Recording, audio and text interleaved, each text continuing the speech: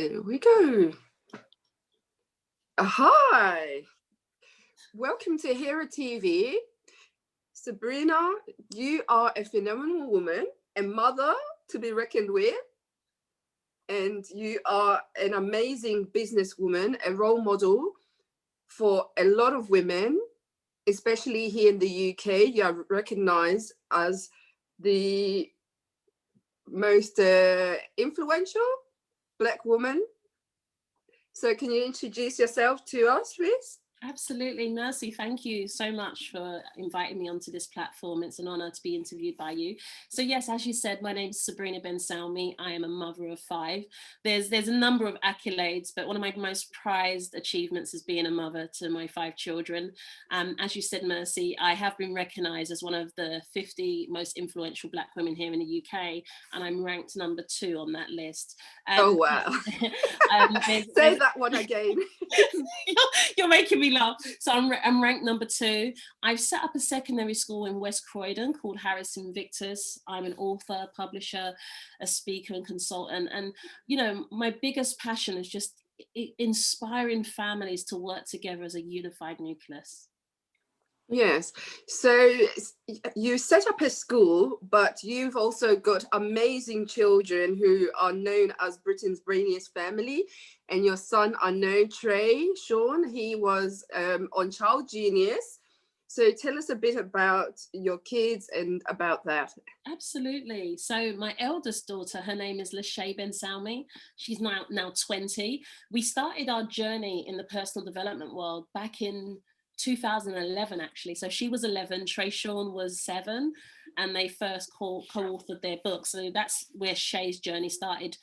I was entering into the personal development world, and Lachey would tag along because I didn't have childcare. You know how it is, mums. You're going to have to make it happen. When I see you, Mercy, win, and I'm like, yeah, go on, my girl, brilliant. So Lachey's my elder. She's 20 now, and she is a youth advocate. She's a YouTuber. She speaks Korean. She works with the Korean Culture Center very closely. She runs events that are funded by the Korean government.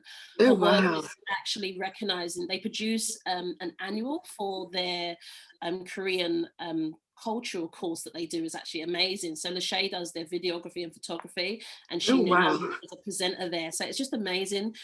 She is all about culture. She loves diversity and the richness of culture and how we can utilize that to build bridges instead of, you know, burning them down.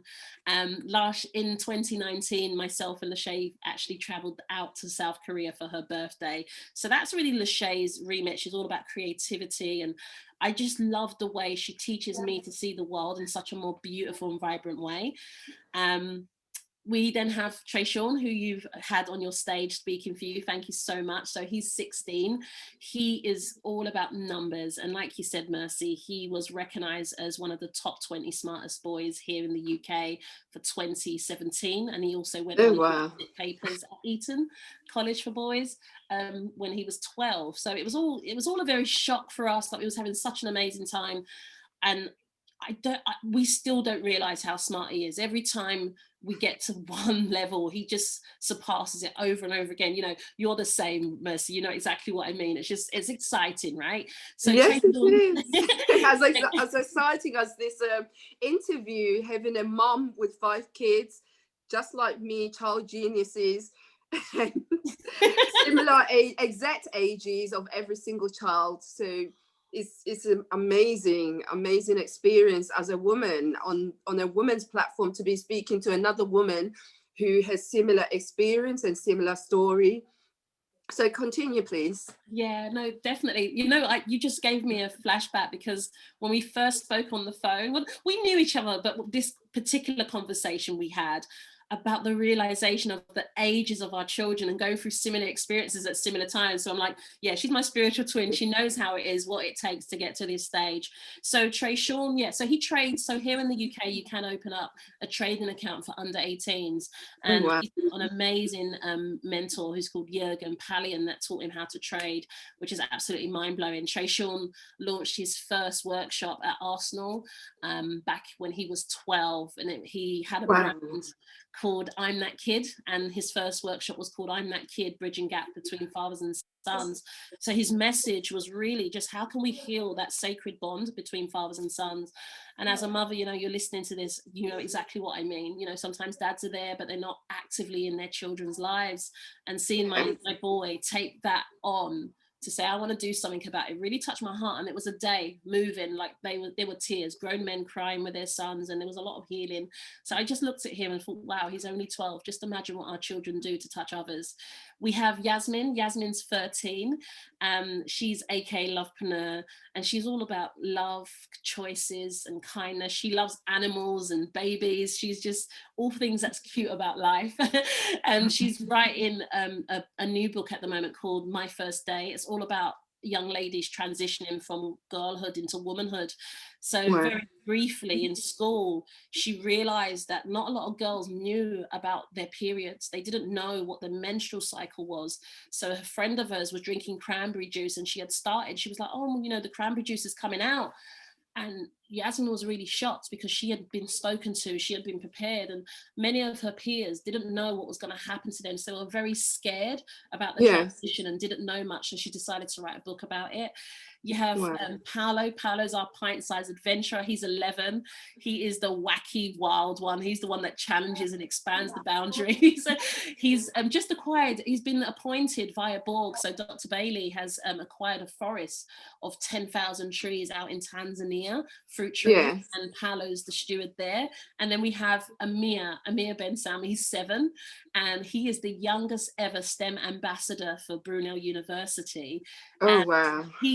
They just love to be them. They're all very unique. They're all very different. Yes, I was going to say, you know, each one of them, and you know each of their unique characters, which is unusual for a lot of parents. As busy as you are with your many accolades, you know your children well, like the back of your hand. Within my heart. Definitely. And you know what, Mercy, I'd like to reinforce what you're saying. I think it's so important. You see, I think as women, we're always under so much pressure. We have to be everything to everyone, and who are we to ourselves? But I love what you said about knowing our children. I think it's so important as a mother, as a father, to just get to know our children. We have to really be interested in getting to know them, not as a cluster, but as an individual within that cluster. Yes, wow.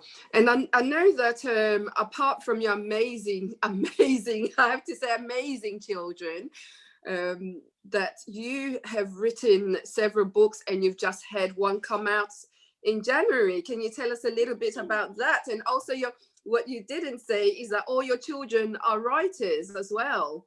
Absolutely, yeah. Right down to the youngest.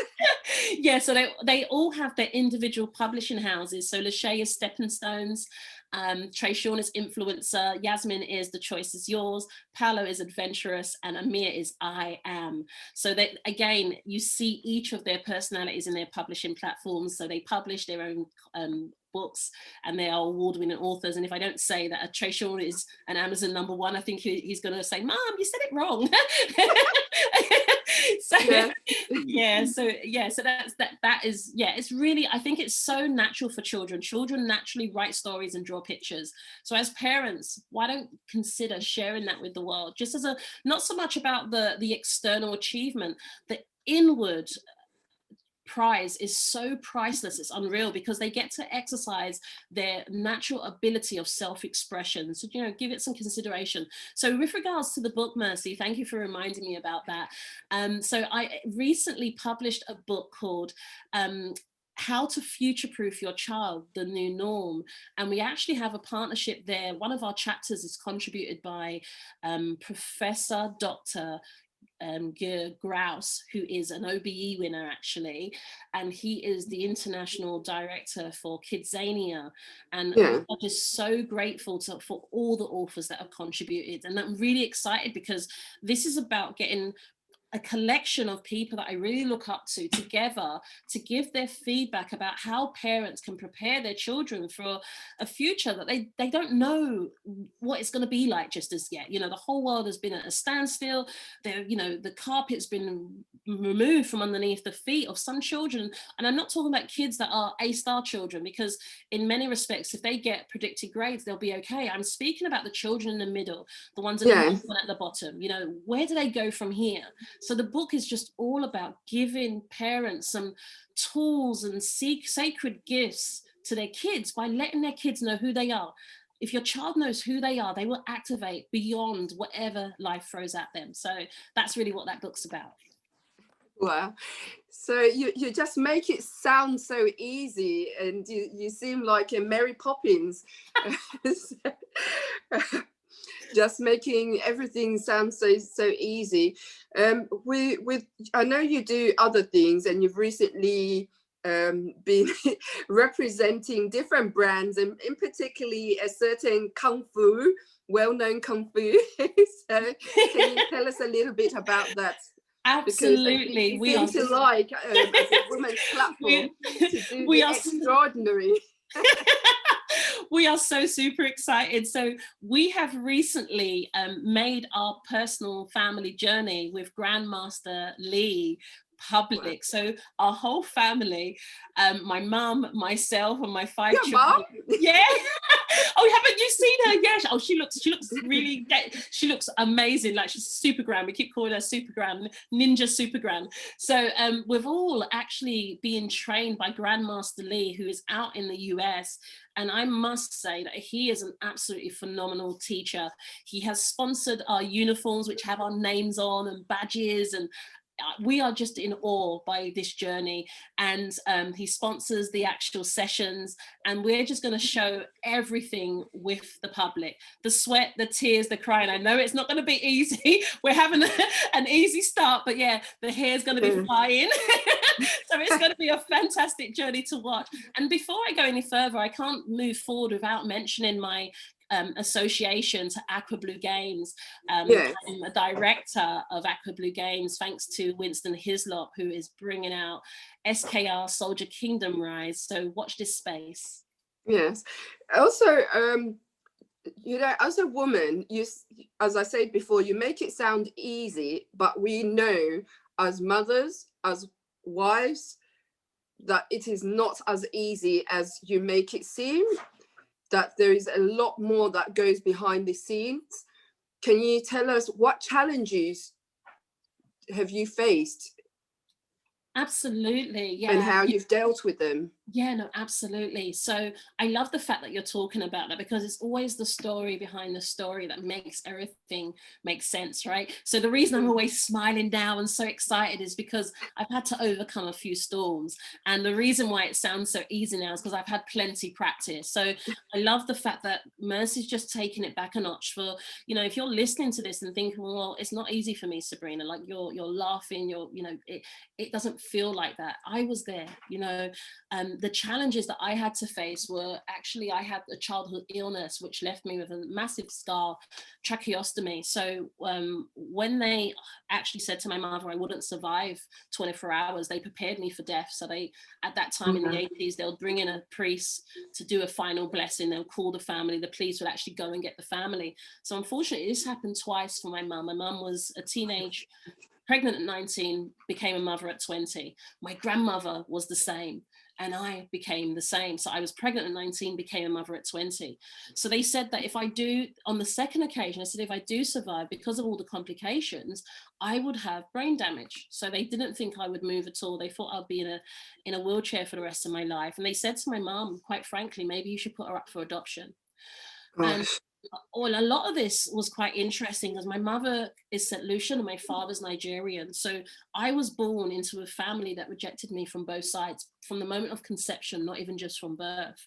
So you can imagine, if anyone understands about, you know, learning in utero, that child absorbs everything. So I grew up with a lot of rejection, confusion, lack of self-worth, lack of confidence, lack of everything, you know, everything with a pinch of salt on top. So here I was going through life, and the whole of life was confirming back to me that I wasn't worthy for love. I was just mistreated by people who should have been loving me. You know, as a Yes. child, you know, how can you hate a baby? The thought wouldn't even cross my mind. So my St. Lucian side didn't approve of the Nigerian side and vice versa. So there was this war. I know things are a lot better now with the Caribbean and African interconnection, but at that time where I was growing up, it was hell. It was absolutely hell. I was too dark for my West Indian side. I was too black. My nose was too wide. So just imagine growing up as a child constantly under all of this judgment, not from the world, from inside. So I constantly felt unworthy. And at one point, I was actually told not to tell people that my father was Nigerian. I could say anything else but Nigerian. And my, you know, I guess like cousins, not so much cousins. My mother was with a gentleman for 10 years. So they were like friends of the family, extended family. And they would say stuff like, you African boo-boo, you. And it's astounding sometimes. We talk about what's going on the outside, but we often cover up the fact that these things go on in Black families. We have our own caste systems that go on. And across, you know, the Asians have it, we all have it. But growing up for me, quite frankly, was a really painful experience. So you can imagine going through school, becoming a teenager, entering into relationships, because I didn't know who I was in terms of a woman and how to carry myself. And when a man tells you he loves you, or, you know, has feelings for you, or cares about you, it doesn't necessarily mean that. He has an ulterior intention. So I went through a lot of heartbreak, and I tell you, there were I cried so many times. It got to a point thinking, I don't think these ducklets are going to release any more water. I've cried too many times. But what I recognized that throughout my journey, the biggest pain always came from males. So I've always had a very virtual relationship with my father. He's very angry, very judgmental. He'll always say, oh, you haven't done nothing. You haven't, you know, help me, show it, prove me. So I had this unconscious mechanism of proving myself. I didn't realize it was always like, let your success be your revenge. And it wasn't until I was in a workshop, personal development workshop, it was Millionaire Mind Intensive actually. And I remember him saying that if you plant seeds of proving, your fruits will be a result of that. And I was thinking, no, why am I imprisoning myself on everyone else's judgment of me? I've managed to get this far, allow myself to free myself. So in relationships, I was put down, I was ridiculed, laughed at. So I wasn't coming home to a partner was saying, yeah, you can do this, we can do it, don't worry. He was then saying to me, you're not going to make it, you were born poor, you're going to die poor. So I was under so much. But you know, when they say the bigger the why, the easier the how, my why was and always has been my children. I wanted to set them free from the family habitual actions that I was seeing handing down from generation to generation. I wanted to stop with me and restart with me. I wanted to be able to hand the baton to my children with a clear slate. I didn't want them to go through life having to climb the Great Wall of China with all the baggage that I had and their families had. So again, it's so important, this question you've asked, Mercy, because it hasn't been laughter throughout, but I managed to carve out. And I guess the most important thing was I wasn't scared of being wrong. Sometimes there's so much shame in saying, well, I don't have enough money, or I don't have friends, I don't have, you know, the family support, because friends, quite frankly, they would call me up to drive them up and down and pay the restaurant bill. And I'd done some crazy things like taking people on holiday, but I was a giver. And what I didn't realize is when you give blindly in life, people see you as a washover. But don't get me wrong, never change for anyone. Because one thing I will say that today, the reason why I smile, because it all makes sense now, 40 years down the line. At the time, it's painful. But all those that had come into my life to hurt and use me, it made me a better person, because I got to do one thing, and that was to choose who I wanted to be because of me, not because of what people did to me. Yes. So it sounds like a lot of the stories that people tell, and they look at it in a positive way, that turn your pain into purpose. And it seems like that's exactly what you have done with your life, and not just with your life, with your children's life. And you're also a motivational speaker, and you're out there inspiring other women, inspiring other mothers to believe in themselves and to believe in their children, which is very, very amazing. And I just want to say well done as a woman. And I know that as a family you have you like to have affirmations. Absolutely. So tell us a little bit about your affirmations that you ensure that your children look at life in a positive way. Yeah, so you know those moments when life crumbles down, and sometimes we look at the big shifts. For us as a family, our ability to take responsibility, to affirm, because in life, you know, I had to do a lot of research and lots of learning, and it was all about what is the incantations that we're utilizing. So affirmations played a massive role, because it was like, I can do this. We are, you know, I am present, I am connected, I am encapsulated in this abundance of blessings. So we would have these rampages of appreciation in the morning. And it may be a case, even for me, and this is me speaking to from one mother to another. Yes. Moments like, how do you carve out time? And I would always hear people say, do this self-care. I'm going, when your whole life is crumbling down, that's too big a leap. I just needed just the words of affirmation. So I'll be washing dishes, looking out into nature and just saying thank you. Gratitude and affirmation side by side is a very powerful premise. And I say that that's what really saved my life. Wow, wow. So if you were to, because I think you've sort of answered that already, if you were to give advice to women or to your younger self, what would that be? And as we're rounding up this interview. Do you know, there's so many different things I could say, but one of the things that I find people don't say enough is, to my younger self, I would have said, Sabrina, give yourself time to hibernate and surrender to the process. You see, one of the things that society does and we do to ourselves is the keep going, get back up. You fall down, get back up. And actually, when is your hibernation? I remember looking back, I had Lachey and I gave birth and I went back to work, and I was at uni and I gave birth and I went back to university. I had Yasmin, we had moved house, I was on TV, you know, I was doing so much and I was so passionate about supporting my husband and supporting my mom and my family. And I just wish that someone had said to that young lady, take your time, breathe, slow down. Today, just enough's enough. And that is the best advice I think I can give to a listener, because sometimes it's in our haste, our blessings can't find us. Sometimes we've done enough, but because we're moving around so much, we can't actually be still and be present to receive. And this is something that I really pride my life in, because I have appointments. Sorry for the long-winded answer, but that's fine.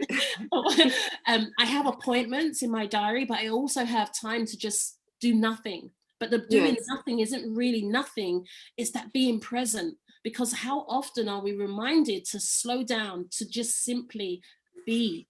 And sometimes it's the most wondrous thing you can do in your life. That's fantastic.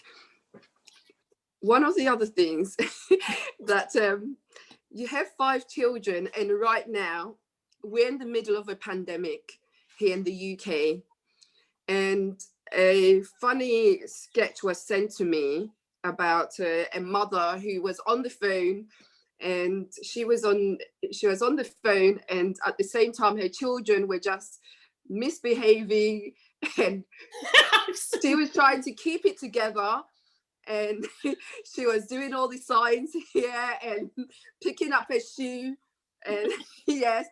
So how do you deal with that? And what advice would you Mercy, you can't expose all my secrets. The reality, right? Do you think I'm never like, pause? Yeah, look, I think it's sometimes just being kind to yourself. The way I do that is that I insert infrastructure. Number one, we have to speak to our children as members of a family, as opposed to you're just a child. So one of the things I like to get clear in my family is that we're either in this together or you are trying to sabotage me. And why would Yes. you sabotage what's trying to give you what you desire? So at the moment, like the kids are all around the house, and you know, I've got Amir in the back of the computer, and he's just doing his thing. And it's that when mummy's trying to forage for us, I need you to have my back. And we have to keep reminding our family of this. Am I Yeah. saying that they never have tantrums? Like, Mom, I could just hear things going on. And it is. I will have to try and do the sign language. I will have to keep smiling at the computer and type on WhatsApp. Just stop. So it's actually realizing that we're real people. But one of the fundamental keys that I think is really important, this is a message to families, is that it takes a village to raise a child, but it also takes a village to achieve anything. So just because I don't have biological family, well, not any, my mother is there. She would wring my neck if I say that. She's been at all the births. So just because I don't have my bloodline family, it doesn't mean I can't go out there looking for my spiritual family. So anyone, I would say, you know, parents, if you're a couple, you're a single person, doesn't matter, assemble your village. Get people in their lives so they have people to look up for, because kids respond differently to people outside. I think they're sometimes biochemically programmed to just ignore us. Because it's like they do it on purpose. And I remember playing a game with my boys one time. It was Paolo, Tracial, and Amir particularly. And I said to them, you know, look, I'm just fed up today. Like, because I do have moments when I get fed up, right? So they're looking at me, goes, I'm not normally serious. And they're like, why is she acting like that? So I said that everything I tell you to do, you're doing the opposite. What's your problem? And I goes, it's going to be upside down day. I'm going to tell you not to do it, and you're going to do it. And what I tell you to do, you're not going to do it. And they looked at me, and they just started doing what I want them to do, but I was telling them the opposite. I said, well, why are you doing this? We have to realize that our kids find this fun. Okay, they find it fun. So sometimes be playful with it, mums. Be playful with that. You know, to have a laid back approach. Exactly. Sometimes just sometimes we take life too seriously. Exactly, Mercy. Sometimes just say, listen, I know what your game is, but it's not going to work. You have to learn to balance it out. And when you've got children, they will teach you so much if you're willing to learn. Wow. I think that does it. That is a good way to end this interview. But if people want to get in touch with you, how can they reach out and get in touch with you and your kids? Sure. So Lachey set up a website. It's called Life According to Lachey. Lachey is spelled Lashai, and that's .com. So Life According to Lachey.com. So there's an area on that website that tells you all about the kids, and you can just contact us through the contact page. But to be honest, if you just type any of our names into Google or any search engine, there will be a whole list of social media platforms that you can reach out to us, and a member of our team will get that message to us if it's something that we need to look at. Okay, yes, it's been great having you, and you're a very, very humble person for somebody who is all over on CNN, on ITV, on BBC, and in The Guardian. You're a very, very humble lady, and well done to you as a woman. We appreciate women like you on Hera to inspire and empower other women. Thank you for accepting this interview. Thank you so much, Mercy. It's an absolute honor to be here. And I always say it, and I'll say it again, it takes one to know one. When I see you rise, I'm in the background celebrating and cheering you on. I think we have to have a sacred alliance of women supporting women. And when you go further, you teach me I can go further, and you teach my daughters that they can go further. So keep doing what you're doing, and thank you so much. Thank you. Bye. Bye. Take care.